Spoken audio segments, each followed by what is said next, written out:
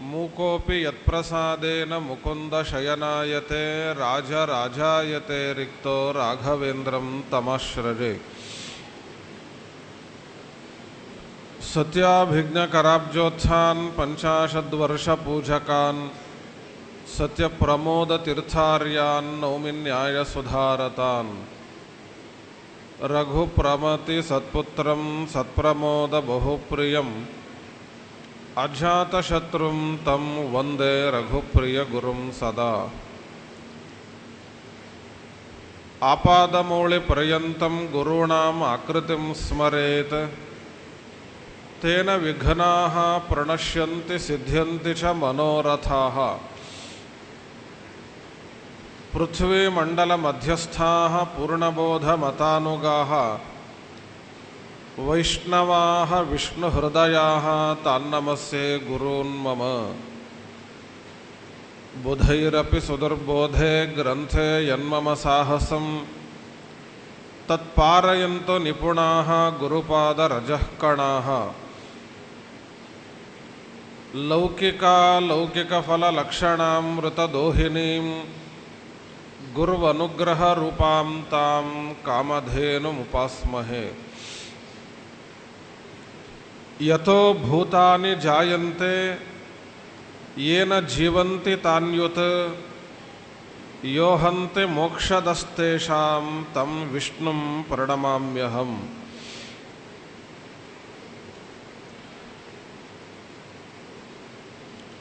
ಶನೈರ್ವೈರಾಗ್ಯಮಾಪನ್ನೋ ಧನಪುತ್ರ ಗೃಹಾದಿಷು ಅಪಿ ಕರ್ಮಾಣಿ ಸಂಕೋಚ್ಯ ವಿಷ್ಣೋ ಶ್ರವಣಮಾಚರೇತ್. ಸ್ವಸ್ತಿಸ್ತು ಸತಾಂ ಅಶೇಷ ಸನ್ಮಂಗಳಾನಿ ಭವಂತು.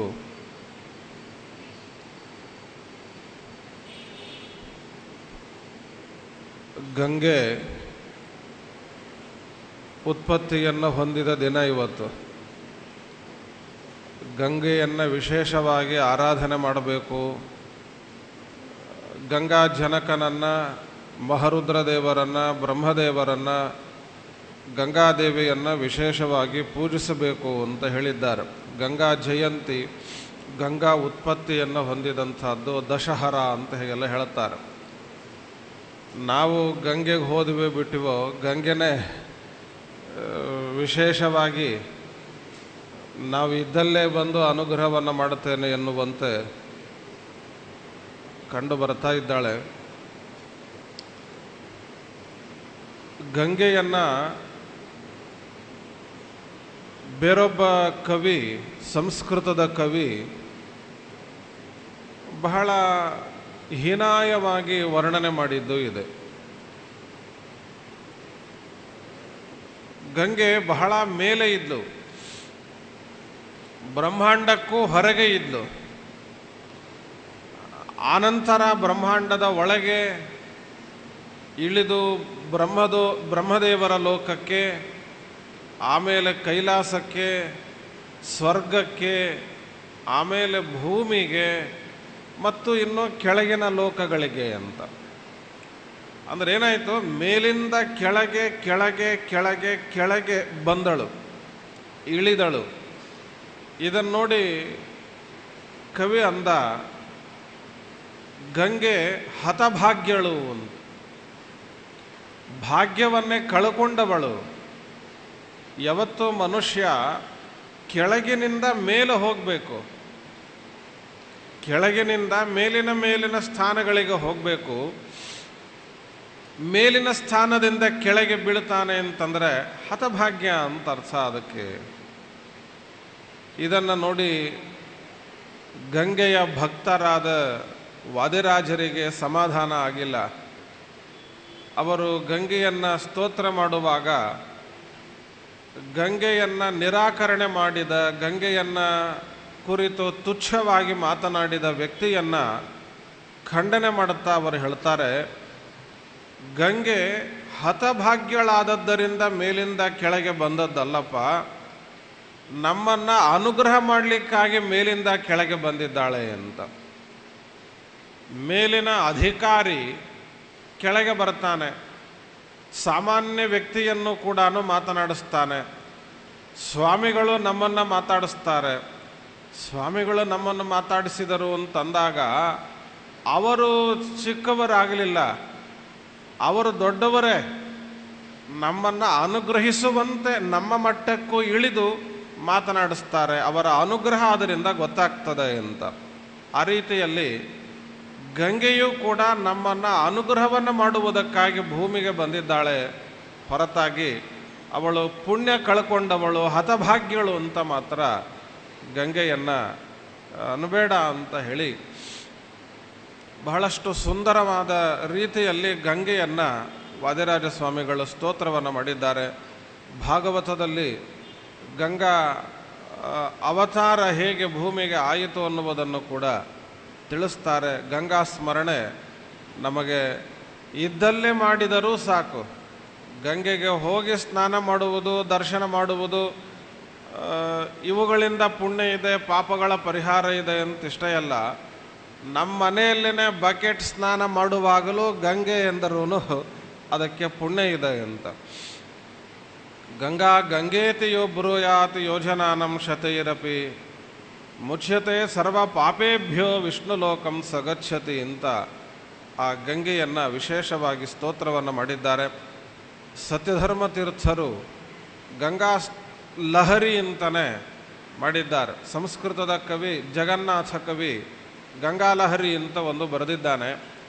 ಅದಲ್ಲದೆ ನಮ್ಮ ಪರಂಪರೆಯಲ್ಲಿ ಬಂದ ಸತ್ಯಧರ್ಮ ತೀರ್ಥರ ಗಂಗಾಲಹರಿ ಅತ್ಯಂತ ನಿತ್ಯವೂ ಕೂಡ ಪಠಣೀಯವಾಗಿರುವುದು. ಅಪರೂಪವಾಗಿ ಗಂಗಾ ಸ್ತೋತ್ರವನ್ನು ಸತ್ಯಧರ್ಮರು ಮಾಡಿಕೊಟ್ಟಿದ್ದಾರೆ. ಆ ಗಂಗೆಯನ್ನು ಸ್ಮರಣೆ ಮಾಡುತ್ತಾ ಗಂಗಾ ಜನಕನಲ್ಲಿ ನಮಗೆ ಭಕ್ತಿಯನ್ನು ಆಕೆ ಹುಟ್ಟಿಸಲಿ ಅಂತ ಪ್ರಾರ್ಥನೆಯನ್ನು ಮಾಡಿ ವಿಷ್ಣು ರಹಸ್ಯದ ಮುಂದಿನ ವಿಷಯವನ್ನು ತಿಳಿಯುವ ಪ್ರಯತ್ನ ಮಾಡೋಣ. ನಿನ್ನೆ ದಿನದಲ್ಲಿ ನಾವು ತಿಳಿಯುವಾಗ ದೀಕ್ಷೆಯ ಬಗ್ಗೆ ಸಾಕಷ್ಟು ಮಾತುಗಳನ್ನು ಆಡಿತ್ತು. ಗೋಪಿಚಂದನಾದಿಗಳನ್ನು ಧಾರಣೆ ಮಾಡುವುದು, ಅದರ ಕ್ರಮ ಮುದ್ರಾಂಕನವನ್ನು ಮಾಡಿಕೊಳ್ಳುವುದು ಇತ್ಯಾದಿ ಅದರ ಬಗ್ಗೆ ತಿಳಿತಾ ಇದ್ವಿ. ಗೋಪಿಚಂದನವನ್ನು ಧಾರಣೆ ಮಾಡದೆ ಯಾವ ಕೆಲಸವನ್ನೂ ಮಾಡಲಿಕ್ಕಿಲ್ಲ ಅಂತಾರೆ. ಜಪವಾಗಲಿ, ತಪವಾಗಲಿ, ಪಾರಾಯಣವಾಗಲಿ, ಪೂಜೆಯಾಗಲಿ, ಸಂಧ್ಯಾವಂದನೆಯಾಗಲಿ, ಶ್ರಾದ್ದಾದಿ ಕರ್ಮಗಳಾಗಲಿ ಏನೇ ಮಾಡಬೇಕು ಅಂದ್ರೂ ದೇಹದ ಮೇಲೆ ಗೋಪಿಚಂದನ ಧಾರಣೆ ಮಾಡಿಯೇ ನಂತರದಲ್ಲಿ ಆರಂಭಿಸಬೇಕು ಅಂತ. ಕೆಲವೊಮ್ಮೆ ಎಷ್ಟರ ಮಟ್ಟಿಗೆ ಹೇಳ್ತಾರೆ ಅಂದರೆ, ಸ್ನಾನ ಮಾಡಿ ನಾವು ಮುಂದಿನ ಪೂಜೆಗೆ ಕೂಡುವುದಕ್ಕೆ ಅಥವಾ ಸಂಧ್ಯಾವಂದನೆಗೆ ಅಂತ ಕೂಡುವುದಕ್ಕೆ ಮಧ್ಯದಲ್ಲಿ ಕೆಲವೊಮ್ಮೆ ಅವಕಾಶ ಇರುತ್ತೆ, ಸಮಯ ಇರುತ್ತದೆ. ಮರೆತು ಹೋಗಿರುತ್ತೇವೆ, ನದಿಗಳಿಗೆ ಸ್ನಾನಕ್ಕೆ ಅಂತ ಹೋಗಿರುತ್ತೇವೆ, ಗೋಪಿಚಂದನ ಎಲ್ಲೋ ಇಟ್ಟಿದ್ದೇವೆ, ನದಿಗೆ ಬಂದುಬಿಟ್ಟಿದ್ದೇವೆ. ನದಿ ಸ್ನಾನ ಮಾಡಿಕೊಂಡು ಆಮೇಲೆ ಹೋಗಿ ಮನೆಯಲ್ಲೇ ಇದ್ದಲ್ಲಿ ಉಳಿದಲ್ಲಿ ಹೋಗಿ ನಾವು ಮುಂದಿನ ಕೆಲಸ ಮಾಡಬೇಕಿದೆ ಅಂತನ್ನುವ ಕಾಲಕ್ಕೆ ಅಷ್ಟಿದ್ದರೂ ಊರ್ಧ್ವ ಪುಂಡ್ರ ಇಲ್ಲದೇ ಇರಬಾರದು ಅಂತ. ಅದಕ್ಕಾಗಿ ನೀರಿನಿಂದಲೇ ನಾಮವನ್ನು ಹಚ್ಚಿಕೊಳ್ಳುವಂತಹ ಪದ್ಧತಿಯನ್ನು ಪರಂಪರೆಯಲ್ಲಿ ಕಾಣ್ತೇವೆ. ಬೆಳಗ್ಗೆ ತುಳಸಿ ಮೃತ್ತಿಕಾದ ನಾಮ ಇರಬೇಕು, ಗೋಪಿಚಂದನದ ನಾಮ ಇರಬೇಕು, ಗಂಧದ ನಾಮ ಇರಬೇಕು. ಅಂತೂ ಹೀಗೆ ಊರ್ಧ್ವ ಪುಂಡ್ರವನ್ನು ಸರ್ವದಾ ಧಾರಣೆಯನ್ನು ಮಾಡಬೇಕು ಅಂತ. ನಾವು ಜನಕ್ಕೆ ಹಾಕುವುದನ್ನು ಕಲಿತುಬಿಟ್ವಿ ನಾಮವನ್ನು. ಆ ಗೋಪಿಚಂದನ ಧಾರಣೆಯ ಮಹತ್ವವನ್ನೆಲ್ಲ ತಿಳಿದುಕೊಂಡು ಇನ್ನು ವೈಷ್ಣವ ಕರ್ಮದ, ವೈಷ್ಣವ ಧರ್ಮದ ಆಚರಣೆ, ಅದು ಸಾಂಗವೇ ಇರಲಿ ಅಂಗಹೀನವೇ ಆಗಲಿ, ಅಂದರೆ ಸ್ವಲ್ಪ ಕಡಿಮೆ ವ್ಯತ್ಯಾಸ, ಹೆಚ್ಚು ಕಡಿಮೆ ಆಗ್ತಾ ಇರುತ್ತದೆ, ಏನಾದರೂ ಕೂಡ ಚಿಂತೆ ಇಲ್ಲ. ವಿಷ್ಣು ಪ್ರೀತಿಗೋಸ್ಕರವಾಗಿ ಮಾಡುವಂತಹ ಕರ್ಮ ಅದು ಬಹಳಷ್ಟು ಫಲವನ್ನು ಕೊಡುತ್ತದೆ.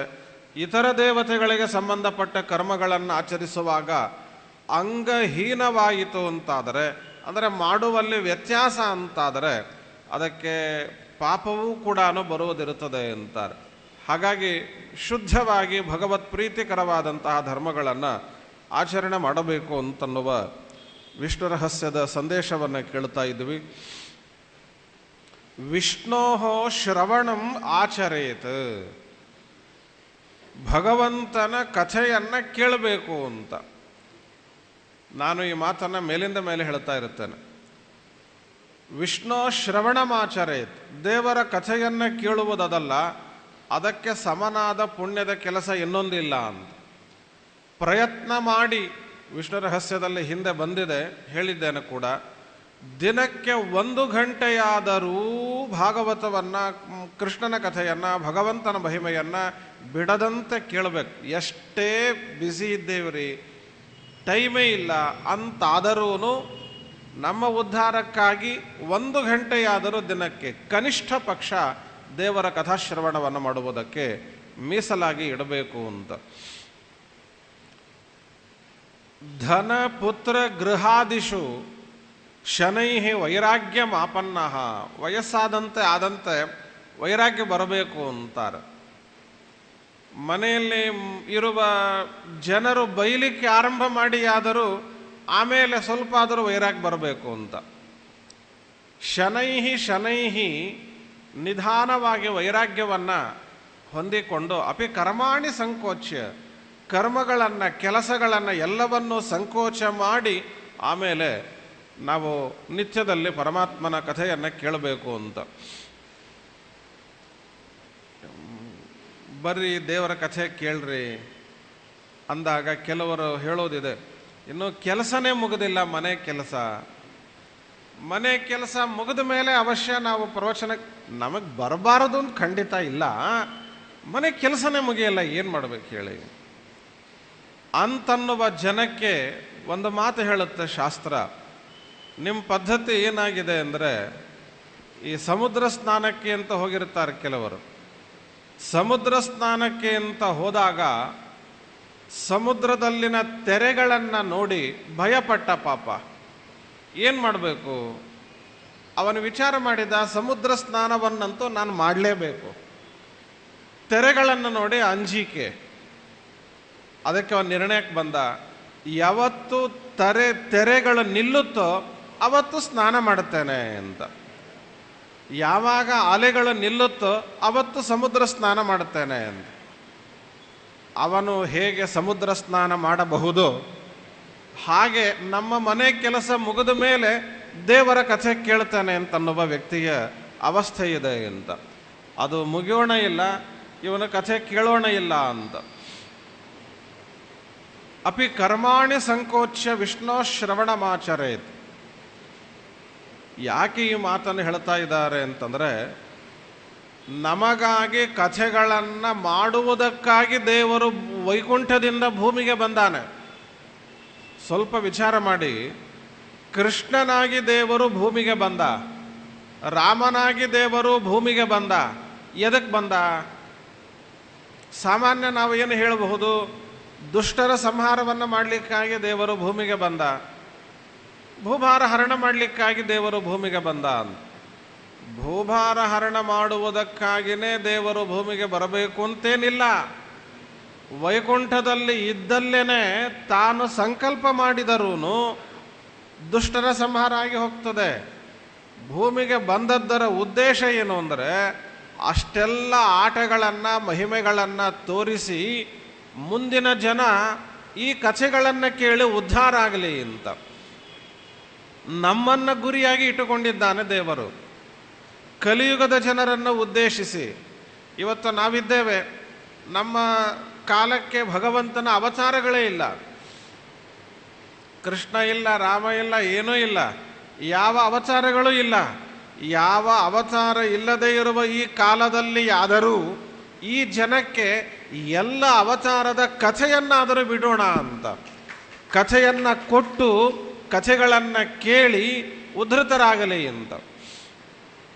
ಸ್ವಾರಸ್ಯ ಏನು ಅಂದರೆ, ಕೃಷ್ಣನನ್ನು ನೋಡಿದಾಗ, ರಾಮನನ್ನು ನೋಡಿದಾಗ ಆಗಿನ ಜನಕ್ಕೆ ಕೆಲವರಿಗೆ ಕೃಷ್ಣ ರಾಮರ ಬಗ್ಗೆ ವಿಪರೀತವಾದ ಜ್ಞಾನ ಹುಟ್ಟಿದ್ದು ಇದೆ.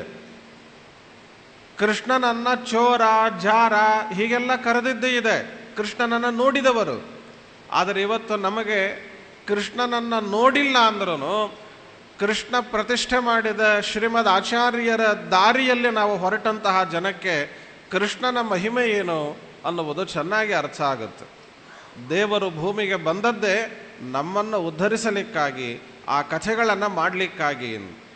ನಮಗಾಗಿ ದೇವರು ಬಂದಿರುವಾಗ ನಾವು 1 ಗಂಟೆಯಾದರೂ ದೇವರಿಗಾಗಿ ಕೊಡಲಿಲ್ಲ ಅಂತಂದರೆ ಎಂತಹ ಹೀನರಾಗ್ತೇವೆ, ನಾವು ಹತಭಾಗ್ಯರಾಗ್ತೇವೆ ಅಂತನ್ನುವುದನ್ನು ಇಲ್ಲಿ ಹೇಳಬೇಕು. ಅವಶ್ಯವಾಗಿ ದೇವರ ಕಥಾಶ್ರವಣವನ್ನು ಮಾಡಲೇಬೇಕು ಎನ್ನುವಂತಹ ಮಾತನ್ನು ತಿಳಿಸಿಕೊಟ್ಟು, ಚತುರ್ಥಸ್ತಾಪಸೋ ನಾಮ್ನಾ ಹಿ ಉತ್ತಮಸ್ಯ ಅನುಜೋ ಮನು ಸ್ವಯಮೇವ ಹಿ ಯೋ ವಿಷ್ಣು ಲೀಲೆಯ ಮನುತಾಂ ಗತಃ. ಇದುವರೆಗೂ ಮನ್ವಂತರಗಳ ವಿಚಾರವನ್ನು ಹೇಳ್ತಾ ಬಂದಿದ್ದಾರೆ. 3 ಮನ್ವಂತರಗಳ ವಿಚಾರ ಮುಗಿಯಿತು. 4ನೆಯದಾದ ಮನ್ವಂತರದ ಬಗ್ಗೆ ಹೇಳಿಕ್ಕೆ ಹೋಗ್ತಾರೆ.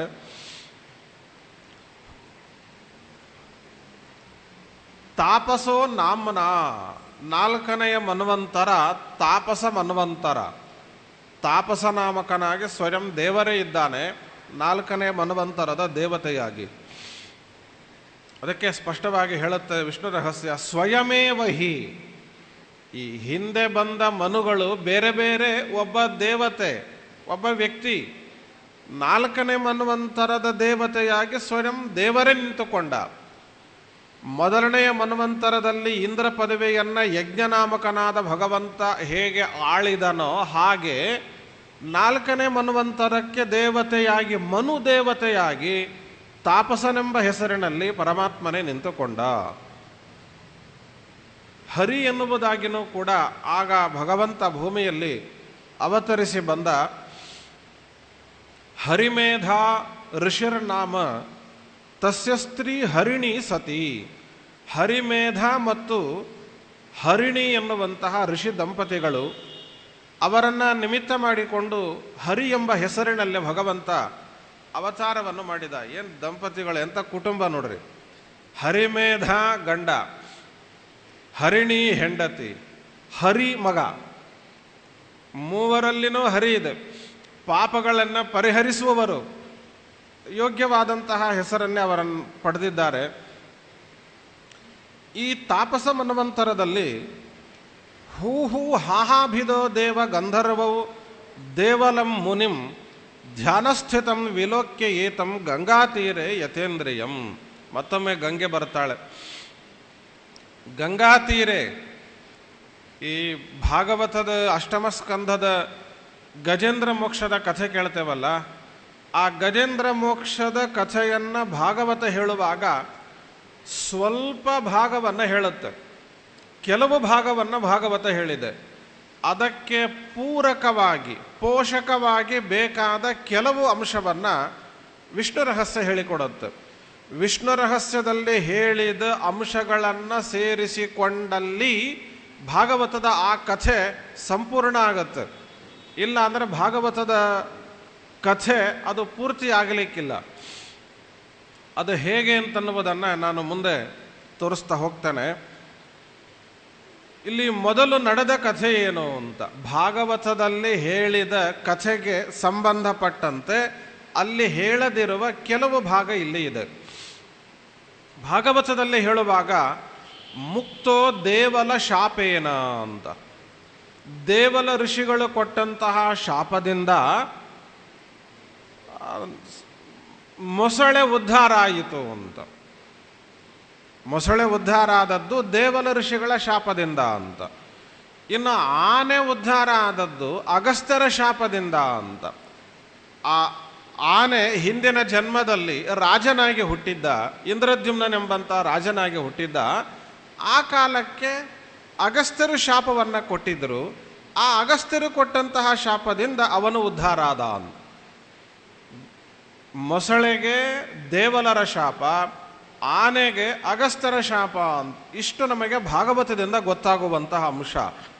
ಅದಕ್ಕೆ ಕೆಲವೊಂದನ್ನು ವಿಷ್ಣು ರಹಸ್ಯ ಸೇರಿಸಿ ಹೇಳುತ್ತೆ. ಇದನ್ನು ಸೇರಿಸಿಕೊಳ್ಳಿ ಅಂತ. ಸಾಮಾನ್ಯವಾಗಿ ಪ್ರವಚನ ಹೇಳುವವರು ಇದನ್ನು ಸೇರಿಸಿಯೇ ಹೇಳಿಬಿಟ್ಟಿರ್ತಾರೆ.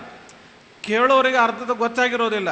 ಇದು ಯಾವ ಭಾಗ ವಿಷ್ಣು ರಹಸ್ಯದ್ದು, ಯಾವ ಭಾಗ ಭಾಗವತದ್ದು ಕೆಲವೊಮ್ಮೆ ಗೊತ್ತಾಗೋದಿಲ್ಲ. ಅದನ್ನು ಎರಡೂ ನೋಡಿದಾಗ ನಮಗೆ ಅದು ಪೂರ್ತಿಯಾಗುವಂತಹ ಪ್ರಸಂಗ ಇದೆ.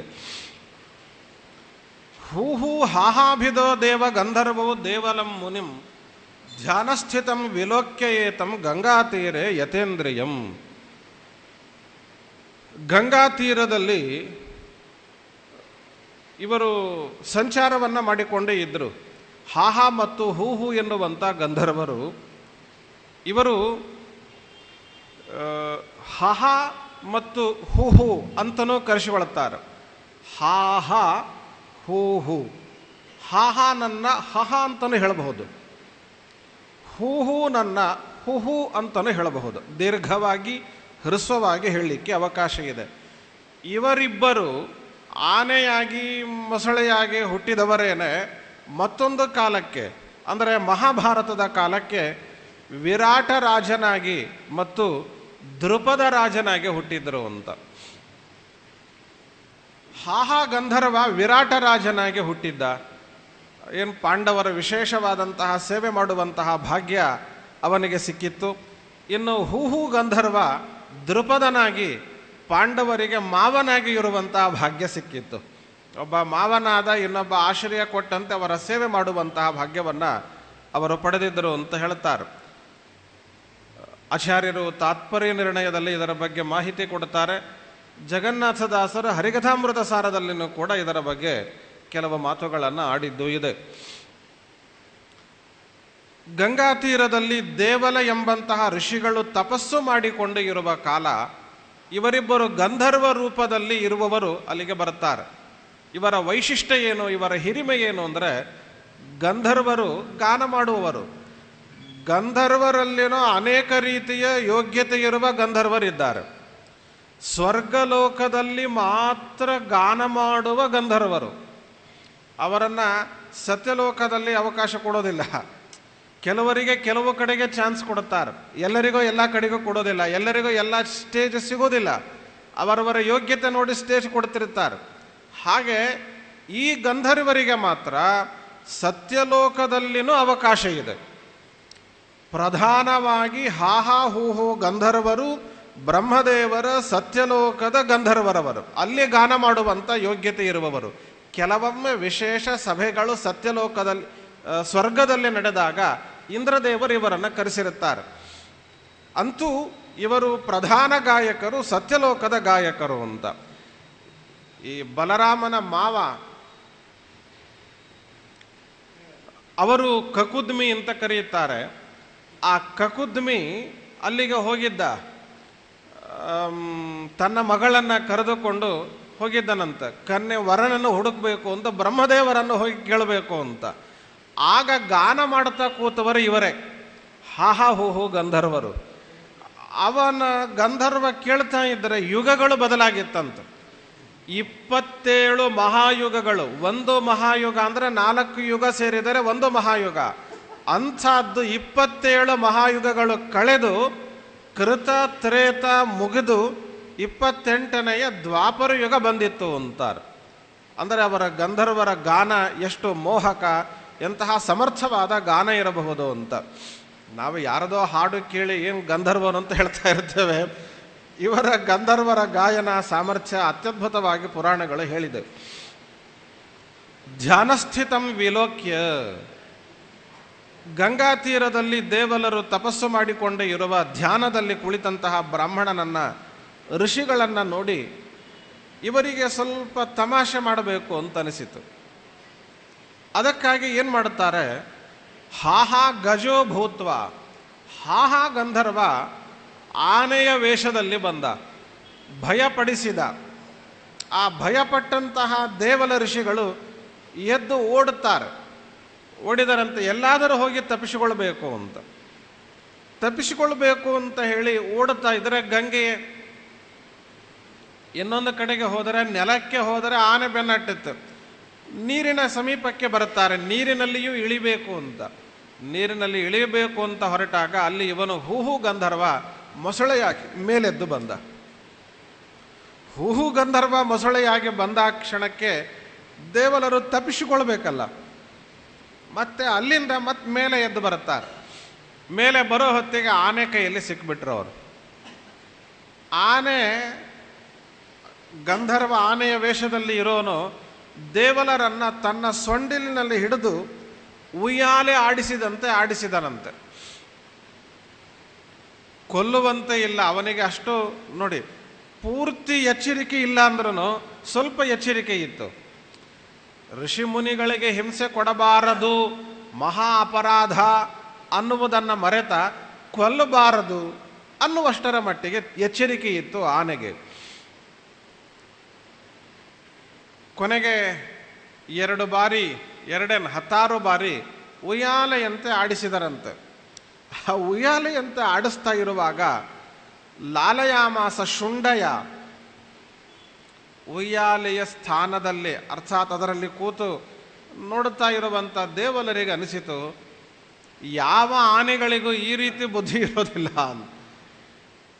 ಕೊಲ್ಲಬೇಕು ಅಂತಲೇ ಬಂದಿದ್ದರೆ ಕಾಲಲ್ಲಿ ತುಳಿದು ಕೊಲ್ಲಬಹುದು, ಸೊಂಡಿಲಿನಲ್ಲಿ ಎತ್ತಿ ಎಸೆದು ಕೊಲ್ಲಬಹುದು, ಬೇರೆ ಬೇಕಾದಷ್ಟು ದಾರಿ ಇರುತ್ತೆ.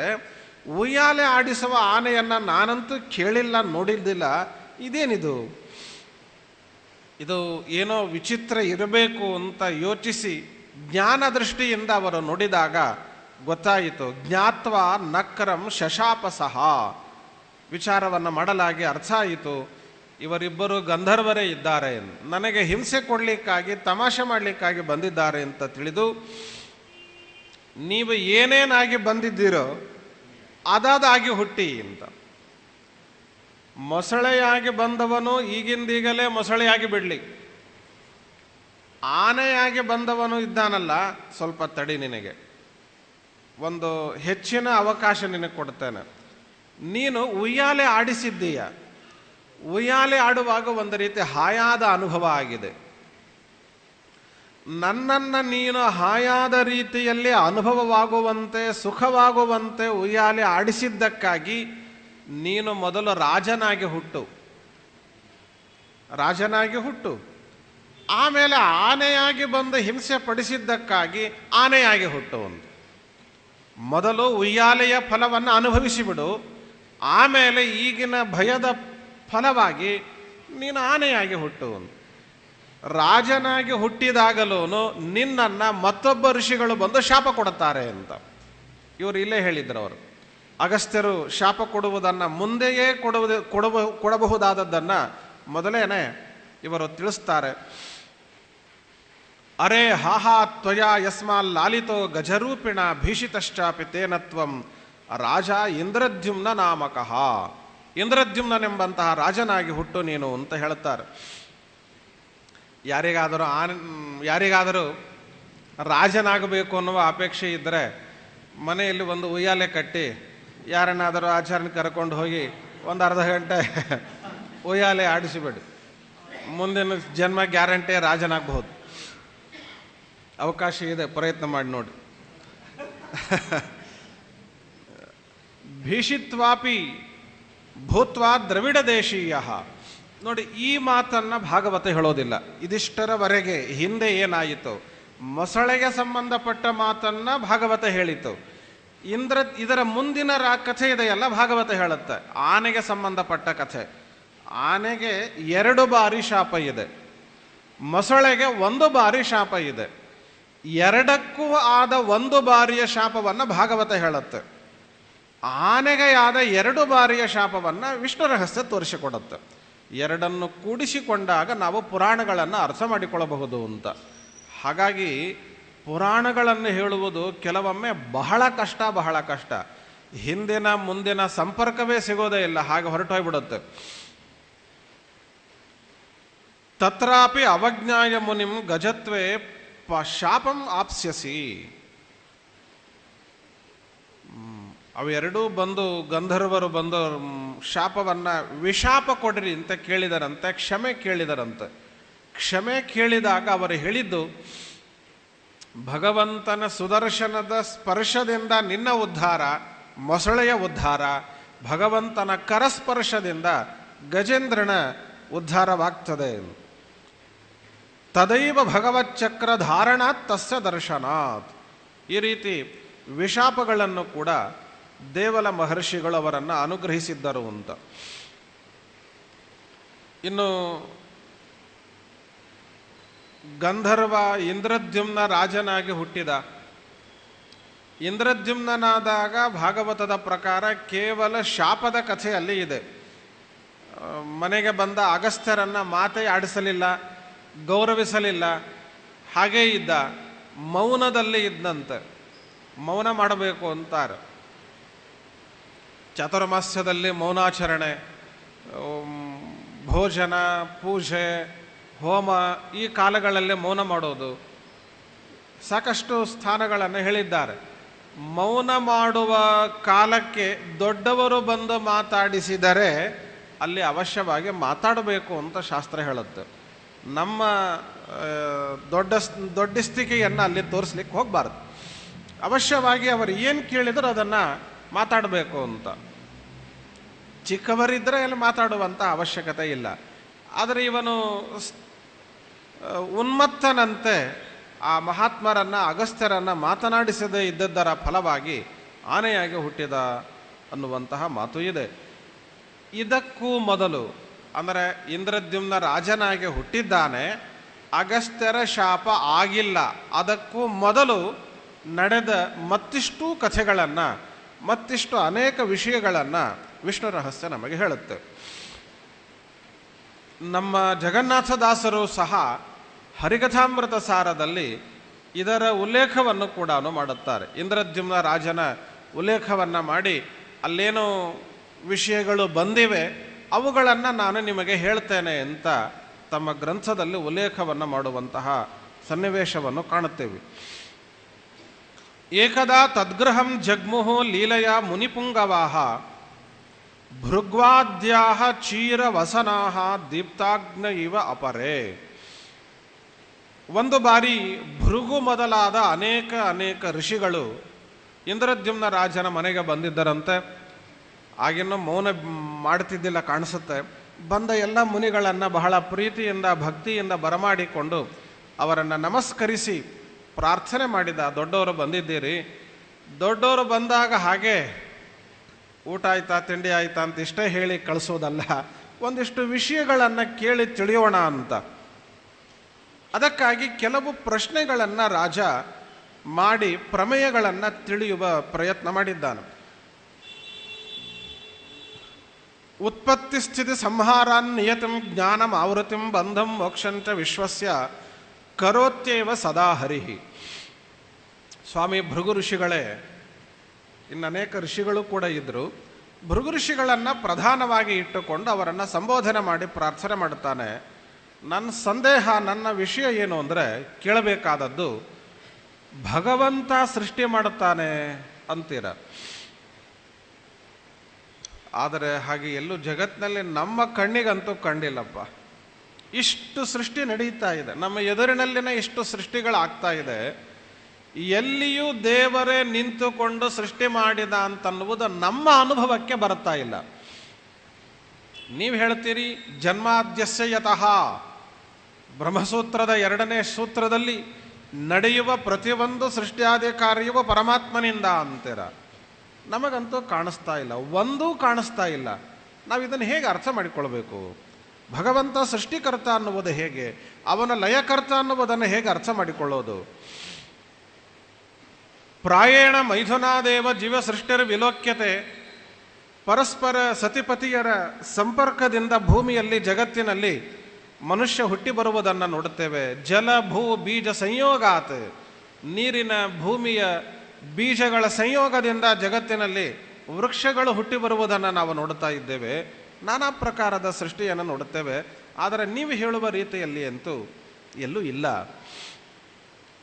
ಇದನ್ನು ನಾವು ಹೇಗೆ ಅರ್ಥ ಮಾಡಿಕೊಳ್ಳಬೇಕು ತಿಳಿಸಿ ಅಂತ ಈ ಪ್ರಶ್ನೆ ಕೇಳಿದಾಗಲೇ ಭೃಗು ಋಷಿಗಳಿಗೆ ಬಹಳ ಖುಷಿ ಆಯಿತಂತ. ಸಂತೋಷಪ್ಪ, ರಾಜರಿಗೂ ಇಂಥ ಪ್ರಶ್ನೆ ಬರುತ್ತಲ್ಲ ಅಂತ. ರಾಜನಿಗೆ ಈ ರೀತಿ ವಿಚಾರಗಳನ್ನು ಮಾಡಲಿಕ್ಕೆ ನಿಮಗೆ ಅವಕಾಶ ಇದೆಯಲ್ಲ. ನಿನ್ನ ಉದ್ಧಾರ ಆಯಿತು, ನಮ್ಮದು ಉದ್ಧಾರ ಆಯಿತು, ಸಂತೋಷ, ಹೇಳ್ತಾನೆ ಕೇಳು ಅಂತ ಅವನು ಮಾಡಿದ ಪ್ರಶ್ನೆಗಳಿಗೆ ಉತ್ತರವನ್ನು ಹೇಳ್ತಾ ಹೋಗಿದ್ದಾರೆ. ಸತ್ಯಮೇವ ತ್ವಯ ಪ್ರೋಕ್ತಂ, ನೀ ಹೇಳಿದ ಸರಿ ಇದೆಯಪ್ಪ. ಎದುರಿಗೆ ದೇವರು ಕಾಣಿಸ್ತಾ ಇಲ್ಲ, ಅವನು ಹೇಗೆ ಸೃಷ್ಟಿ ಮಾಡಿದ ಅಂತನ್ನುವುದು ನಮಗೆ ಗೊತ್ತಾಗ್ತಾ ಇಲ್ಲ. ಅದು ಸತ್ಯ. ಅಂದ ಮಾತ್ರಕ್ಕೆ ದೇವರು ಸೃಷ್ಟಿಕರ್ತ ಅಲ್ಲ ಅಂತ ಮಾತ್ರ ನೀ ತಿಳಿಬೇಡ. ಇದಕ್ಕೆ ನಾನು ನಿನಗೆ ತಿಳಿಯುವ ರೀತಿಯಲ್ಲಿ ಹೇಳ್ತೇನೆ. ಸೃಷ್ಟಿಯ ಹಿಂದೆ ದೇವರಿದ್ದಾನೆ, ಸೃಷ್ಟಿಯ ಹಿಂದೆ ಪ್ರಕೃತಿ ಇದೆ, ಸೃಷ್ಟಿಯ ಹಿಂದೆ ಜೀವರಿದ್ದಾರೆ, ಸೃಷ್ಟಿಯ ಹಿಂದೆ ಜೀವರ ಕರ್ಮ ಇದೆ.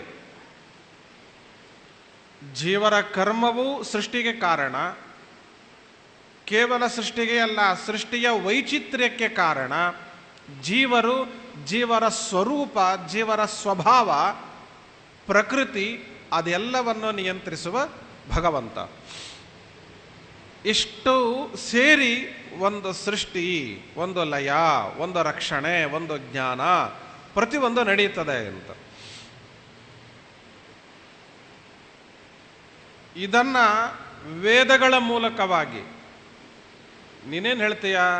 ನನ್ನ ಕಣ್ಣಿಗೆ ಕಂಡಿಲ್ಲ, ನನಗೆ ನೋಡ್ಲಿಕ್ಕಾಗಿಲ್ಲ, ಹಾಗಾಗಿ ಇದು ನಾನು ಹೇಗೆ ನಂಬಲಿ ಅಂತ ಅವರಂತಾರೆ.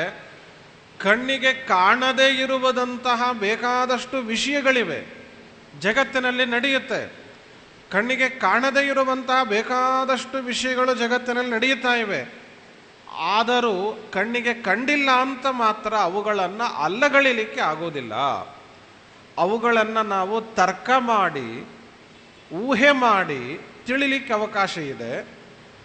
ಆಗಮಗಳ ಮೂಲಕ, ಸದಾಗಮಗಳ ಮೂಲಕವಾಗಿಯೂ ಅವುಗಳನ್ನು ತಿಳಿಲಿಕ್ಕೆ ಅವಕಾಶ ಇದೆ ಅಂತ. ಮಡಿಕೆಯನ್ನು ನೋಡುತ್ತೇವೆ. ಮಡಿಕೆಯನ್ನು ನೋಡಿದೆವು ಅಂತಂದಾಗ ಅದನ್ನು ಸೃಷ್ಟಿ ಮಾಡಿದ ಕುಂಬಾರನನ್ನು ನಾವು ನೋಡಿಲ್ಲ. ಮಡಿಕೆಯನ್ನು ಸಿದ್ಧ ಮಾಡಿದ ಕುಂಬಾರನನ್ನು ನಾವು ನೋಡಿಲ್ಲ ಅಂತಾದರೂ ಕೂಡ ಕುಂಬಾರನೇ ಮಡಿಕೆಯನ್ನು ನಿರ್ಮಾಣ ಮಾಡಿದ ಅಂತ ಹೇಳ್ತೇವೋ ಇಲ್ಲೋ? ನಾನು ನೋಡಿಲ್ರಿ. ನೀನು ನೋಡಿಲ್ಲ ಅಂದ್ರೆ ಏನಾಯ್ತು? ಮಡಿಕೆ ಅಂತಾಗಬೇಕಾದರೆ ಕುಂಬಾರ ಬೇಕೇ. ಚಕ್ರ ಬೇಕು, ದಂಡ ಬೇಕು, ಮಣ್ಣು ಬೇಕು, ಅದನ್ನೆಲ್ಲ ನಿಯಂತ್ರಿಸುವಂತಹ ಕುಂಬಾರ ಬೇಕು. ಯಾವ ರೀತಿ ಕುಂಬಾರ ಚಕ್ರವನ್ನು, ಮಣ್ಣನ್ನು ಎಲ್ಲವನ್ನ ಇಟ್ಟುಕೊಂಡು ಮಡಿಕೆಯನ್ನು ನಿರ್ಮಾಣ ಮಾಡುತ್ತಾನೆ, ಹಾಗೆ ಭಗವಂತ ಕುಂಬಾರನ ಸ್ಥಾನದಲ್ಲಿ ನಿಂತುಕೊಂಡು ಈ ಮಡಿಕೆಯನ್ನು ಮಾಡಿದಂತೆ ಜಗತ್ತನ್ನು ನಿರ್ಮಾಣ ಮಾಡಲಿಕ್ಕೆ ಹೋಗ್ತಾನೆ. ಅದಕ್ಕೆ ಬೇಕಾದದ್ದು ಚಕ್ರ, ದಂಡ ಇವೆಲ್ಲ ಇದ್ದಂತೆ ಜೀವರು, ಜೀವರ ಕರ್ಮ, ಪ್ರಕೃತಿ ಇವೆಲ್ಲವೂ ಕೂಡ ಇದೆ. ಬಟ್ಟೆಯನ್ನು ಹುಟ್ಟಿದ್ದೇವೆ. ಬಟ್ಟೆಯನ್ನು ನೋಡಿದಾಗ ನಾವು ಹೇಳಬಹುದು, ಬಟ್ಟೆಯನ್ನು ನೇಯ್ದಂತಹ ವ್ಯಕ್ತಿ ಒಬ್ಬ ಇದ್ದಾನೆ. ನಾವು ನೋಡಿಲ್ಲ, ನೇಯ್ದದ್ದನ್ನು ನೋಡಿಲ್ಲ, ಆ ಜಾಗಕ್ಕೂ ಹೋಗಿಲ್ಲ, ನೋಡಿಲ್ಲ, ಯಾವ ಹಂತವನ್ನು ನೋಡಿಲ್ಲ. ಹತ್ತಿ ಇದ್ದದ್ದು ಮುಂದೆ ದಾರ ಆಗಿ, ದಾರ ಇದ್ದದ್ದು ಇಷ್ಟೆಲ್ಲ ದೊಡ್ಡದಾಗಿ ಬಟ್ಟೆಯಾಗುವ ಪದ್ಧತಿ ನಾವು ಕಣ್ಣಾರೆ ಕಂಡಿಲ್ಲ ಅಂತಾದರೂ ಕೂಡ ಅದಿಷ್ಟನ್ನೂ ಮಾಡಿದ ಮೇಲೆಯೇ ಈ ಬಟ್ಟೆ ಆಗತ್ತೆ ಅಂತನ್ನುವಂತಹ ವಿಷಯವನ್ನು ತಿಳಿದಿರುವ ಕಾರಣ, ಬೇರೆ ಬೇರೆ ವಿಷಯಗಳಲ್ಲಿ ತಿಳಿಯುವಾಗ ಅದನ್ನು ನಾವು ಚೆನ್ನಾಗಿ ತಿಳಿದಿದ್ದರಿಂದ ಹೇಗೆ ವಸ್ತ್ರವನ್ನು ನೋಡಿ ಮಾಡಿದಂತಹ ವ್ಯಕ್ತಿ ಒಬ್ಬ ಇದ್ದಾನೆ ಅಂತ ನಾವು ಹೇಗೆ ತಿಳಿಯುತ್ತೇವೆ, ಆ ರೀತಿಯಲ್ಲಿ ಇದನ್ನು ಕೂಡ ತಿಳಿಯುವುದು ಅಂತ. ಅದಕ್ಕೆ ಪಟಾದೋ ದರ್ಶನಾಭಾವ ತಸ್ಮಾತ್ ಜೀವೋ ಅನ್ಯ ಉಚ್ಯತೆ ಸೋಪಿ ಸ ಸ್ವೇಚ್ಛೆಯ ದೇಹಂ ನಾಪ್ನುತೆ ನಾತ್ರ ತಿಷ್ಠತಿ. ಇದೆಲ್ಲ ಬೇಡ, ನಿಮ್ಮ ದೇವರು ಬೇಡ ನಮಗೆ. ಮಣ್ಣಿದೆ ಹೇಳಿದಿರಲ್ಲ, ಕರೆಕ್ಟ್. ಜೀವ ಇದ್ದಾನೆ, ಮಣ್ಣು ಇದೆ, ಜಗತ್ತು ಇದೆ. ಜೀವನೇ ಮಣ್ಣನ್ನು ಅಂದರೆ ಪ್ರಕೃತಿ ಜೀವ ಎರಡೂ ಸೇರಿಕೊಂಡು ಜಗತ್ತಾಗಿದೆ. ನಿಮ್ಮ ದೇವರನ್ನ ಯಾಕೆ ನಡುವೆ ತರ್ತೀರಿ? ನಮಗೆ ದೇವರು ಬೇಡಪ್ಪ ಅಂತ ಹೀಗೇನಾದರೂ ನಾವು ಮಾತಾಡಲಿಕ್ಕೆ ಹೊರಟ್ರೆ ಅದಕ್ಕೆ ಹೇಳ್ತಾರೆ, ಸ್ವಯಂ ಮುಂಚತೆ ನೈವ ಅಮುಂ ಕಿಂತು ಸರ್ವಂ ಪರೇಚ್ಛಯ ಅಂತಾರೆ. ಜೀವನೇ ಮತ್ತು ಪ್ರಕೃತಿ ಎರಡೂ ಸೇರಿಕೊಂಡ ಜಗತ್ತಿನ ನಿರ್ಮಾಣವನ್ನು ಮಾಡುತ್ತದೆ ಅಂತಲೇ ನೀನು ಅನ್ನುವುದಾದರೆ, ಮನುಷ್ಯನಿಗೆ ಅರ್ಥಾತ್ ಜೀವನಿಗೆ ಆ ಸ್ವಾತಂತ್ರ್ಯ ಕೊಟ್ಟರೆ ತನ್ನ ಇಚ್ಛೆಯಂತೆ ಜೀವ ಇರಬೇಕು. ಯಾರಾದರೂ ಹೇಳ್ರಿ ನೋಡೋಣ, ನನ್ನ ಇಚ್ಛೆಯಂತೆಯೇ ನಾನು ಜೀವನ ಮಾಡಿದೆ, ನಾನು ಏನು ಅನ್ಕೊಳ್ತೇನೆ ಅದನ್ನೇ ಇದುವರೆಗೂ ಮಾಡಿಕೊಂಡು ಬಂದಿದ್ದೇನೆ, ಸ್ವಲ್ಪವೂ ವ್ಯತ್ಯಾಸವಾಗಿಲ್ಲ ಅಂತ ಹೇಳ್ರಿ ನೋಡೋಣ. ಸಾಧ್ಯನೇ ಇಲ್ಲ ಅದು. ಕೆಲವೊಮ್ಮೆ ಅಂತೂ ನಾವೇನು ಬಯಸ್ತೀವೋ ಅದಕ್ಕೆ ವಿರುದ್ಧನೇ ಆಗಿರುತ್ತೆ. ಅದಕ್ಕೆ ಏನು ಮಾಡಿಬಿಡಬೇಕು, ನಮಗೇನು ಬೇಕಾಗಿರುತ್ತೋ ಅದಕ್ಕೆ ವಿರುದ್ಧವಾಗಿ ಬಯಸಿಬಿಡಬೇಕು. ನಮಗೇನು ಬೇಕೋ ಅದು ಆಗಿಬಿಡ್ಬೋದೇನೋ ಅಂತ. ತಮಾಷೆಗೆ ಹೇಳಿದೆ, ಮನುಷ್ಯನಾಗಿ ಹುಟ್ಟಬೇಕು ಅನ್ನುವ ಅಪೇಕ್ಷೆ ನಮಗಿದೆ. ಇವತ್ತು ಹುಟ್ಟಿದ್ದೇವಲ್ಲ, ನಾವು ಎಂದಾದರೂ ಬಯಸಿದ್ದೀವ ನಾವು ಮನುಷ್ಯನಾಗಿ ಹುಟ್ಟಬೇಕು ಅಂತ? ಪ್ರಾಣಿಗಳಾಗಿ ಹುಟ್ಟಿದಂಥ ಜೀವರು ಅವರು ಏನಾದರೂ ಎಂದಾದರೂ ಬಯಸಿವೆಯೇ ನಾನು ಪ್ರಾಣಿಯಾಗಿ ಹುಟ್ಟಬೇಕು, ಹಂದಿಯಾಗಿಯೇ ಹುಟ್ಟಬೇಕು, ನಾಯಿಯಾಗಿಯೇ ಹುಟ್ಟಬೇಕು? ಯಾವೊಬ್ಬ ಜೀವನೂ ಕೂಡ ನಾನು ನಾಯಿಯಾಗಿ ಹಂದಿಯಾಗಿ ಹುಟ್ಟಬೇಕು ಅಂತ ಬಯಸಿ ಹುಟ್ಟಿದವುಗಳಲ್ಲ. ಯಾವುದೇ ಚೇತನಕ್ಕಾದರೂ ನಾನು ಮನುಷ್ಯನಾಗಬೇಕು ಅನ್ನುವಂಥ ಸಹಜವಾದ ಬೇಡಿಕೆ, ಅಪೇಕ್ಷೆ ಇರುತ್ತೆ. ಆದರೂ ಕೂಡ ಮನುಷ್ಯ ಅರ್ಥಾತ್ ಚೇತನ ಜೀವ ಅಷ್ಟೆಲ್ಲ ನಾನಾ ಪ್ರಕಾರದ ದೇಹಗಳನ್ನು ಪಡೀತಾನೆ ಅಂತಾದರೆ ಯಾಕೆ? ಅದರ ಹಿಂದೆ ಕರ್ಮ ಇದೆ, ಜೀವನ ಅಸ್ವಾತಂತ್ರ್ಯ ಇದೆ. ಅದನ್ನೆಲ್ಲವನ್ನು ನಿಯಂತ್ರಿಸುವ ಪರಮಾತ್ಮನಿದ್ದಾನೆ. ಹುಟ್ಟಿದೇವಲ್ಲ ನಾವು, ಇರಲಿ ಏನೋ ಒಂದಾಗಿ ಮನುಷ್ಯನಾಗಿ ಅಂತೂ ಹುಟ್ಟುಬಿಟ್ಟಿದ್ದೇವೆ, ನಾವೇ ಎಲ್ಲರಿಗಿಂತೂ ಬುದ್ಧಿವಂತರಾಗಿಬಿಡೋಣ ಅಂದ್ರೆ ಆಗುತ್ತಾ?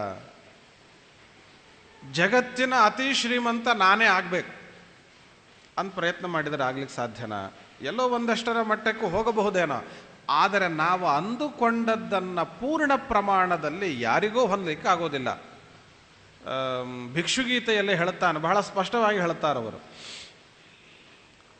ತನ್ನ ನಾಲಿಗೆಯನ್ನು ತಾನೇ ಕಚ್ಚಿಕೊಳ್ಳಬೇಕು ಎನ್ನುವ ಅಪೇಕ್ಷೆ ಯಾರಿಗಾದರೂ ಇದೆಯಾ?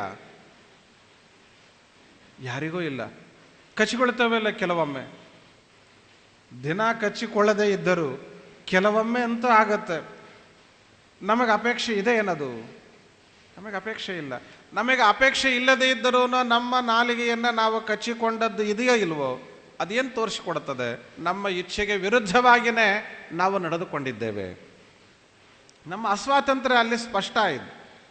ಕೆಲವೊಮ್ಮೆ ಅಂತೇವೆ ನಾವು, ಅನುಭವಕ್ಕೆ ಇದೆ, ಹಾಗೆ ಮಾಡಬಾರ್ದಾಗಿತ್ತು ನಾನು ಅಂದ್ಕೊಂಡೆ, ಆದರೂ ಮಾಡಿಬಿಟ್ಟೆ. ಮೀಟಿಂಗ್ನಲ್ಲಿ ಇದನ್ನು ಅನ್ಬಾರದು ಅಂತ ಎಷ್ಟು ಅಂದ್ಕೊಂಡಿದ್ದರೆ ಬಂದ್ಬಿಡ್ತು ಅಂತಾರೆ. ಇದು ಅನ್ಬಾರದು ಅಂತ ನಾನು ಮೊದಲಿಂದ ತಯಾರಿ ಮಾಡಿಕೊಂಡಿದ್ದೆ. ಇದು ಬರುತ್ತೆ ಪ್ರಸಂಗ, ಇದನ್ನು ಅನ್ಬಾರದು ಅಂತ ಎಷ್ಟು ಅಂದುಕೊಂಡೆ, ಆದರೂ ಅಂದ್ಬಿಟ್ಟೆ. ಕೇನೇಷಿತಂ ಪತತಿ ಪ್ರೇಷಿತಂ ಮನಃ. ಕೇನೋಪನಿಷತ್ತು ಬಹಳ ಅದ್ಭುತವಾಗಿ ಇದರ ಬಗ್ಗೆ ಪ್ರತಿಪಾದನೆಯನ್ನು ಮಾಡುತ್ತೆ. ಜೀವನ ಅಸ್ವಾತಂತ್ರ್ಯವನ್ನು ತೋರಿಸಿಕೊಡುತ್ತಾರೆ. ಅಸ್ವತಂತ್ರನಾಗಿರುವಂತಹ ಜೀವ, ಜಡವೇ ಆಗಿರುವಂತಹ ಪ್ರಕೃತಿ, ಇವು ಎರಡೂ ಸೇರಿ ಜಗತ್ತನ್ನು ನಿರ್ಮಾಣ ಮಾಡುತ್ತದೆ. ಇಷ್ಟು ಅದ್ಭುತವಾದ ಜಗತ್ತನ್ನು ನಿರ್ಮಾಣ ಮಾಡುತ್ತದೆ ಅಂತಂದರೆ ಹೇಗೆ ನಂಬೋದು? ಇದನ್ನು ಸಾಧ್ಯವೇ ಇಲ್ಲದ ಮಾತು. ಅದಕ್ಕೆ ಹೇಳುತ್ತದೆ, ಭೃಗು ಋಷಿಗಳು ಹೇಳ್ತಾರೆ ಇಂದ್ರದ್ಯುಮ್ನ ರಾಜನಿಗೆ, ಆನೆಯಾಗಬೇಕಾದ ವ್ಯಕ್ತಿಗೆ ಹೇಳ್ತಾರೆ, ನಹಿ ಶ್ವಾಸ ಮೋಕ್ಷೇಪಿ ಜೀವ ಸ್ವಾತಂತ್ರ್ಯ ಮೀಕ್ಷತೆ. ಶ್ವಾಸೋಚ್ಛ್ವಾಸದಲ್ಲಿನೂ ಸಹ ಜೀವನಿಗೆ ಸ್ವಾತಂತ್ರ್ಯ ಇಲ್ಲ, ಉಳಿದದ್ದು ಬಿಟ್ಬಿಡು ಅಂತಾರೆ. ಶ್ವಾಸೋಚ್ಛ್ವಾಸದ ವಿಷಯದಲ್ಲಿ ನಮ್ಮದು ನಿಮ್ಮದು ಅಲ್ಲ. ಜಗನ್ನಾಥದಾಸರು ಹೇಳೋದು, ಸಮಾಸಮ ಬ್ರಹ್ಮ ಸದಾಶಿವರು ಈಶಿತವ್ಯರು ಪರೇಶನಲ್ಲದೆ ಶ್ವಾಸ ಬಿಡುವ ಶಕ್ತಿ ಲೇಸಿಲ್ಲೆಂಬುದೇ ಫಲವಿದು ಬಾಳುವುದಕ್ಕೆ. ಲಕ್ಷ್ಮೀದೇವಿ, ಮಹಾಲಕ್ಷ್ಮೀದೇವಿ, ಪರಮಾತ್ಮನ ನಂತರದಲ್ಲಿ ನಿಲ್ಲುವಂತಹ ಆಕೆ ಈಶಕೋಟಿ ಪ್ರವಿಷ್ಟರು ಅಂತ ಕೆಲವೊಮ್ಮೆ ಹೇಳುವಂತಹ ಮಹಾನುಭಾವಳು. ಆ ಲಕ್ಷ್ಮೀದೇವಿ ಉಸಿರಾಡಬೇಕು ಅಂದರೆ ಭಗವದ್ ಅನುಗ್ರಹ ಅಂತಾರೆ. ನಮ್ಮದು ನಿಮ್ಮದು ಏನು ವಿಷಯ? ಯಾರಿಗಾದರೂ ನಮ್ಮ ಉಸಿರು ನಿಲ್ಲಬೇಕು ಅಂತ ಆಸೆ ಇದೆಯೇನ್ರಿ? ನಮ್ಮ ಉಸಿರು ನಿಂತು ಹೋಗ್ಬೇಕಪ್ಪ, ಯಾರಿಗಾದ್ರೂ ಆಸೆ ಇದೆಯಾ? ಆದರೆ ನಿಲ್ಲುತ್ತೋ ಇಲ್ಲೋ? ಉಸಿರಾಡಿಸ್ಬೇಕು ಅಂತಲೇ ಎಷ್ಟೆಷ್ಟೆಲ್ಲ ಪ್ರಯತ್ನವನ್ನು ಮಾಡಿದರೆ ಉಸಿರು ನಿಲ್ಲುತ್ತೋ ಇಲ್ಲೋ? ಜೀವನ ಅಸ್ವಾತಂತ್ರ್ಯ. ಉಳಿದದ್ದು ಬಿಟ್ಟುಬಿಡ್ರಿ, ಅಷ್ಟು ದೊಡ್ಡ ಕೆಲಸ ಇಷ್ಟು ದೊಡ್ಡ ಕೆಲಸ ಬೇಡ, ಸರಳವಾಗಿ ನಡೆಯಬೇಕಾದ ಉಸಿರೇ ಕೆಲವೊಮ್ಮೆ ನಿಂತು ಹೋಗುತ್ತೆ. ತಸ್ಮಾತ್ ಅಸ್ತಿ ಈಶ್ವರ ಕೋಪಿ ಯತ ಸೃಷ್ಟ್ಯಾದಿ ಚಾಸ್ಯಹಿ. ಹಾಗಾಗಿ ಇವುಗಳನ್ನೆಲ್ಲವನ್ನು ನಿಯಮಿಸುವ, ಇವುಗಳಿಂದ ಬೇರೆಯಾದ, ಜೀವನಿಂದ ಬೇರೆಯಾದ, ಜಡದಿಂದ ಬೇರೆಯಾದ ಸ್ವತಂತ್ರನಾದ ಒಬ್ಬ ವ್ಯಕ್ತಿಯನ್ನು ಒಪ್ಪಲಿಕ್ಕೆ ಬೇಕು. ಕೇವಲಂ ನಹಿ ಕರ್ಮೈವ. ಕೆಲವರಂದರು ನಿಮ್ಮ ದೇವರು ಬೇಡ, ಈ ಜೀವನೂ ಬೇಡ, ಕರ್ಮಕ್ಕೆ ಪ್ರಾಧಾನ್ಯ ಕೊಟ್ಟು ಬಿಡೋಣ ಅಂತ. ಕರ್ಮ ಅದು ಶ್ರೇಷ್ಠ, ದೇವರು ಅಂದರೆ ಕರ್ಮ, ಕರ್ಮವೇ ಪ್ರಧಾನ ಅಂತ ಕೆಲವರ ವಾದ ಇದೆ. ಅದನ್ನು ವಿಷ್ಣು ರಹಸ್ಯ ಚೆನ್ನಾಗಿ ನಿರಾಕರಣೆ ಮಾಡಿದೆ. ಇದನ್ನೇ ಆಧರಿಸಿ ವಾದಿರಾಜರು ಕೂಡ ತಮ್ಮ ಗ್ರಂಥದಲ್ಲಿ ಯುಕ್ತಿಮಲಿಕಾದಲ್ಲಿ ಸಮರ್ಥನೆ ಮಾಡುತ್ತಾರೆ. ನಹಿ ಧಾವನ್ ಗೃಹೇ ಸ್ವೀಯೇ ಜಾಯತೆ ಚ ಅರ್ಥಲಾಭವಾನ್. ಕರ್ಮವೇ ಪ್ರಧಾನ ಅಂತಾದರೆ, ಕರ್ಮವೇ ಎಲ್ಲವನ್ನೂ ಕೊಡುತ್ತೆ ಅಂತಾದರೆ ಸಂತೋಷ. ಈ ಸ್ಪರ್ಧೆಗಳಾಗುತ್ತಲ್ಲ, ಸ್ಪರ್ಧೆಗಳು, ಊಟದ ಸ್ಪರ್ಧೆ, ಭಾರ ಎತ್ತುವ ಸ್ಪರ್ಧೆ, ಸಾಕಷ್ಟು ರೀತಿಯ ಸ್ಪರ್ಧೆಗಳನ್ನು ನೋಡುತ್ತೇವೆ. ಆ ಸ್ಪರ್ಧೆಗಳೆಲ್ಲ ಮುಗಿದ ಮೇಲೆ ಸ್ಪರ್ಧಾಳುವನ್ನು, ಗೆದ್ದು ಬಂದ ವ್ಯಕ್ತಿಯನ್ನು ಸಂದರ್ಶನ ಮಾಡ್ತಾ ಇರುತ್ತಾರೆ. ಮೊದಲು ಬಂದುಬಿಟ್ರಿ, ಹೇಗೆ ಸಾಧ್ಯ ಆಯ್ತಿದು? ಅವನು ಹೇಳ್ತಿರ್ತಾನೆ, ಖುಷಿಯಾಗಿ ಹೇಳ್ತಿರ್ತಾನೆ, ನಾನು ಅಷ್ಟು ಕಷ್ಟಪಟ್ಟೆ, ಇಷ್ಟು ತಯಾರಿ ಮಾಡಿಕೊಂಡೆ, ಹಾಗೆ ಮಾಡಿದ್ದೆ, ಅದಕ್ಕೆ ನಾನು ಮೊದಲು ಬಂದುಬಿಟ್ಟೆ. ಸರಿ, ಅಂದ್ರೆ ಏನಾಯಿತು? ಅಷ್ಟು ಜೋರಾಗಿ ಓಡಿದ್ದು ಎಂಬ ಕರ್ಮ ಫಲ ಕೊಟ್ಟಿತು. ಅದಕ್ಕೆ ವಿಷ್ಣು ರಹಸ್ಯ ಹೇಳಿತು, ಕರ್ಮವೇ ನಿನಗೆ ಫಲ ಕೊಟ್ಟಿದೆ ಅಂತಾದರೆ ಸಾವಿರಾರು ಜನರ ಮುಂದೆ ಯಾಕೆ ಓಡುತ್ತೀಯ? ಸಾವಿರಾರು ಜನರ ಮುಂದೆ ಓಡಬೇಡ, ಅರಣ್ಯಕ್ಕೆ ಹೋಗು, ಖಾಲಿ ಜಾಗ, ಯಾರೂ ಇಲ್ಲದ ನಿರ್ಜನ ಪ್ರದೇಶದಲ್ಲಿ ಇವತ್ತು ಓಡಿದೆಯಲ್ಲ 1000 ಜನರ ಮುಂದೆ, ಅದಕ್ಕೂ ಇನ್ನೂ ವೇಗವಾಗಿ ಓಡಿ ಫಲವನ್ನು ಪಡೆದು ಬಾ. ಆಗ ಹೇಳು, ನನಗೆ ನನ್ನ ಕರ್ಮ ಫಲ ಕೊಟ್ಟಿತು, ಪ್ರೈಸ್ ಕೊಟ್ಟಿತು, ಕಪ್ ಕೊಟ್ಟಿತು, ಇಷ್ಟು ದುಡ್ಡು ಬಂತು. ಅಲ್ಲೇನು ಹೇಳ್ತೀರಿ? ಇಲ್ಲ. ಅಂದರೆ ಇವನು ಓಡಿದ್ದು ಸಹಜ, ಓಡಿದ್ದು ಸರಿ ಇದೆ, ಅದಕ್ಕೆ ಫಲ ಕೊಟ್ಟಿದ್ದಾರೆ ಎನ್ನುವುದು ಸರಿ ಇದೆ. ಆದರೆ ಅದೇ ಫಲ ಕೊಟ್ಟಿತು ಅಲ್ಲ, ಕರ್ಮವೇ ಫಲ ಕೊಟ್ಟದ್ದಲ್ಲ. ಇವನು ಓಡುವಿಕೆ ಎಂಬ ಕರ್ಮವನ್ನು ನೋಡಿ ಫಲ ಕೊಟ್ಟವರು ಇನ್ನೊಬ್ಬರು, ಅದು ಅವನ ಸ್ವಾತಂತ್ರ್ಯ. ಅದು ಹಾಗೆ ಜೀವನ ಕರ್ಮಗಳನ್ನು ಮಾಡುತ್ತಾನೆ, ಅದು ಓಡುವುದು ಎಂಬ ಕರ್ಮ. ಇದು ನಮ್ಮದು ಪಾಪ ಪುಣ್ಯ ರೂಪವಾದ ಕರ್ಮ. ಪಾಪ ಪುಣ್ಯ ರೂಪವಾದ ಕರ್ಮಗಳನ್ನು ನಾವು ಮಾಡಿ ಅದರ ಫಲವನ್ನು ನಾವೇ ಪಡಿತೇವೆ ಅಂತನ್ಲಿಕ್ಕಿಲ್ಲ. ಅದನ್ನು ನೋಡಿ ಫಲ ಕೊಡುವಂತಹ ವ್ಯಕ್ತಿ ಒಬ್ಬ ಬೇರೆ ಅಲ್ಲಿ ಇರುವಂತೆ ಎಲ್ಲರನ್ನು ಮೀರಿದ ಒಬ್ಬ ವ್ಯಕ್ತಿ ಇದ್ದಾನೆ, ಅವನನ್ನೇ ದೇವರು ಅಂತ ನಾವು ಹೇಳೋದು. ಬಹಳ ಸ್ಪಷ್ಟವಾಗಿ ಕರ್ಮ ನಿರ್ಣಾಯಕನನ್ನಾಗಿ ಭಗವಂತನನ್ನು ತಿಳಿಸ್ತಾರೆ.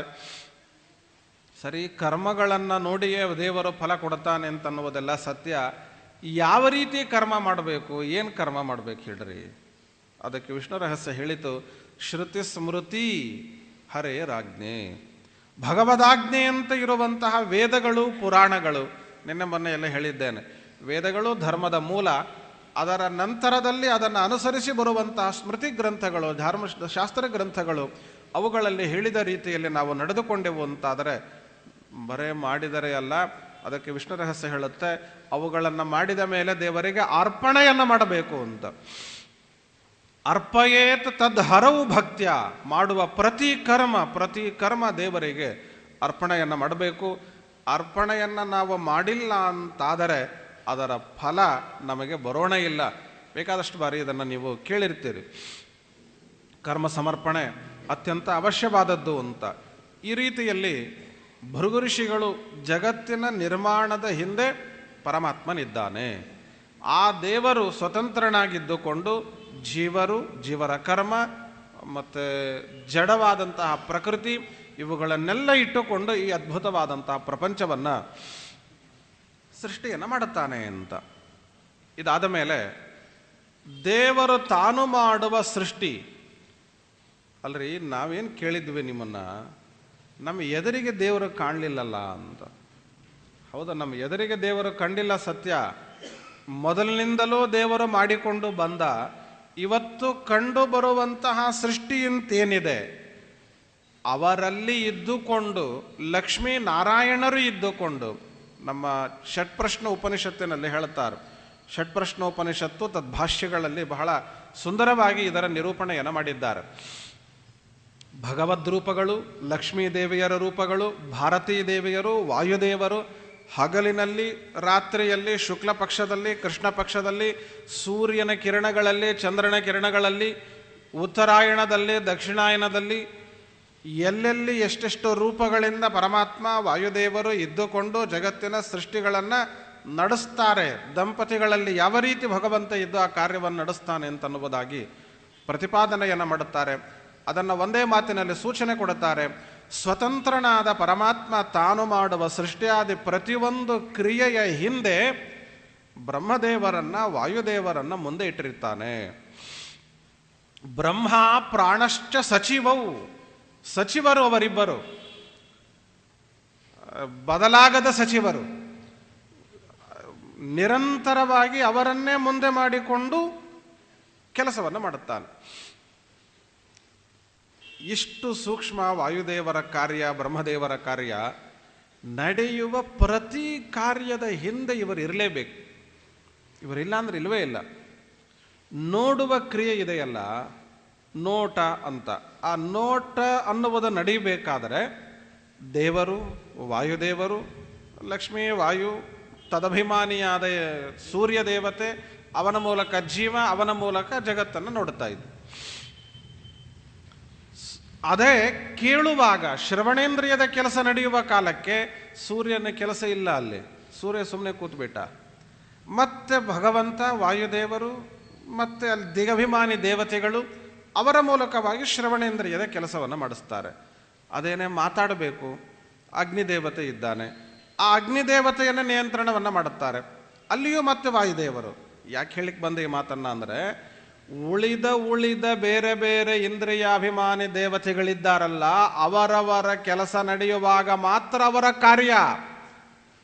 ವಾಯುದೇವರದ್ದು ಹಾಗಲ್ಲ. ಯಾವ ಇಂದ್ರಿಯದ ಕೆಲಸ ನಡೆಯಬೇಕಾದರೂ ಮಧ್ಯದಲ್ಲಿ ವಾಯುದೇವರು ನಿಲ್ಲಿಕ್ಕೇ ಬೇಕು. ವಾಯುದೇವರ ಮೂಲಕ ಆಯಾ ಇಂದ್ರಿಯಾಭಿಮಾನಿಗಳನ್ನು ಪ್ರೇರಣೆ ಮಾಡಿ ಕೆಲಸವನ್ನು ಮಾಡಿಸ್ಬೇಕು. ಇದು ಜ್ಞಾನೇಂದ್ರಿಯಕ್ಕೆ ಅಂತಿಷ್ಟೇ ಅಲ್ಲ, ಕರ್ಮೇಂದ್ರಿಯಕ್ಕೆ ಆಗಬಹುದು. ಪ್ರತಿಯೊಂದು ಜಡಚೇತನಗಳಲ್ಲಿ ನಡೆಯುವಂತಹ ಕ್ರಿಯೆಗಳ ಹಿಂದೆ ವಾಯುದೇವರನ್ನು ಪರಮಾತ್ಮ ಇಟ್ಟುಕೊಂಡೇ ಮಾಡುತ್ತಾನೆ. ಹಾಗಾಗಿ ಜಗತ್ತಿನ ಪೂರ್ಣ ಪ್ರಮಾಣದ ಪುಣ್ಯ ವಾಯುದೇವರಿಗೆ ಮೊದಲು ಸೇರತ್ತೆ, ಆಮೇಲೆ ಇತರ ದೇವತೆಗಳಿಗೂ, ಆಮೇಲೆ ಜೀವರಿಗೆ ಅಂತ. ಇನ್ನೂ ಹೆಚ್ಚಿನ ವಿಷಯ ನಾಳೆ ತಿಳಿಯೋಣ. ಮಧ್ವೇಶ ಅರ್ಪಣಮಸ್ತು.